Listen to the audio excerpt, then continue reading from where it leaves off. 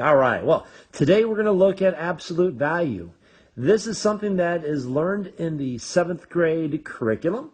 And what we're going to do is we're going to look at how to find absolute value and how to compare numbers using absolute value and how to order numbers using absolute value as well. So let's go ahead and get started with our first set of problems. So the first set of problems, the directions read, find the absolute value. Now, before we even begin finding the absolute value, we need to know, what does absolute value mean? So let's go ahead and make a number line. So with our number line, let's go ahead and I'm going to do this. We're going to look at the absolute value, and absolute value is written with these bars. We're going to look at the absolute value of -5. And what does that mean? Well, it means that if I was to plot -5 on the number line, like right over here, and I want to know how far is this from 0, I can tell that it's 1, 2, 3, 4, 5. It is 5 spaces away from 0. So the absolute value of -5 is 5. Now what about if I have the absolute value of 3? Well, again, I plot a point where 3 is, and I can say it is 1, 2, 3 places away from 0. So it is also 3. So as long as the number or the expression is inside of the absolute value signs, the resulting answer will always be a positive answer. Now, it can get a little bit more complicated, as we'll see at the very end, when looking at absolute values of numbers, but then having a negative sign on the outside. We'll see how that affects things, but for now, when we're only looking at what's inside of the absolute value, the answer is always going to come out positive. So, the cool thing is, when I have any number, we'll say -2. The absolute value of -2, I don't even have to write on a number line. I can just say, how far is -2 from 0 on a number line? Well, I know it's 2 spaces away, so it is 2. Since that is the case, what is the absolute value of 4? Well, 4 is 4 places away from 0, so it is 4. -7, the absolute value of -7? Well, -7 is 7 places away from 0, so the absolute value would be 7. And so that's all you would do for these first two problems. Let's compare numbers using absolute value now. So when we're doing our comparisons using absolute values, I like to make sure that I have simplified the problem as much as I can before I do my final comparison. What I mean is this. Let's look at the directions. The directions read, compare using less than, greater than, or equal to. So for problem number 3, the problem reads 6 is which of these signs compared to the absolute value of -5? Well, 6 is already simplified. However, the absolute value of -5 would be 5. So now I'm comparing 6 and 5.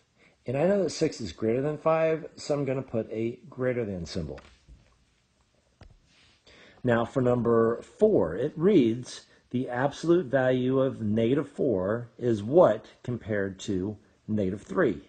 So I'm going to simplify the absolute value of -4 and make it into 4, because -4 is 4 spaces away from 0. So 4 is greater than -3, so again, I'm going to use a greater than sign. Now for number 5, it says the absolute value of -9 is what compared to the absolute value of 9? So we're going to do the absolute value of both of these. So the absolute value of -9 is 9. The absolute value of +9 is also 9. These are the same number, therefore they are equal to each other. So there's a couple examples of how you compare using absolute values.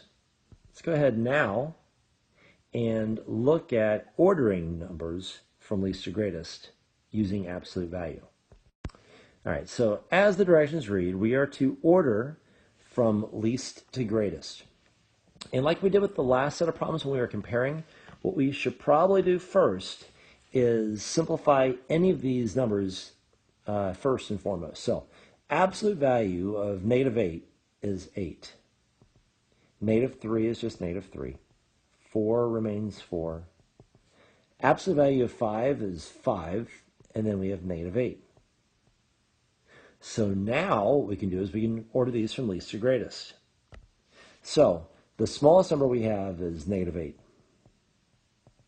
Next smallest would be -3. After that, we have a 4, and then a 5, and then an 8. That is all you would need to do to order the numbers from least to greatest when dealing with absolute values. Our last part here is going to be simplifying expressions when the absolute value sign has a negative on the outside. It makes it change a little bit. So let's take a look at this next.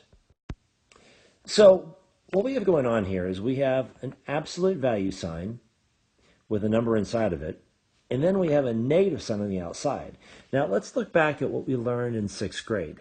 In the 6th grade, we learned that the negative sign means opposite. So if I have 6, the opposite of 6 is -6. Now, if I have -5, and I say the -5, I'm saying the opposite of -5, which would become 5.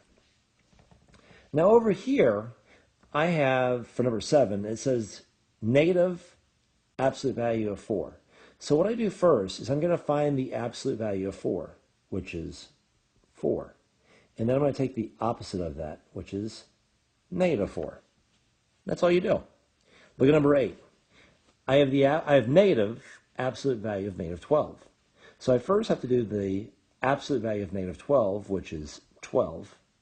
And then I'm doing the opposite of that, which become -12. And that is all we do here. So hopefully our lesson on absolute value made perfect sense. Best of luck moving on with this. As always, make sure you like, subscribe, and hit that little bell to make sure you get notifications for new videos coming out. We'll talk to you soon. Bye.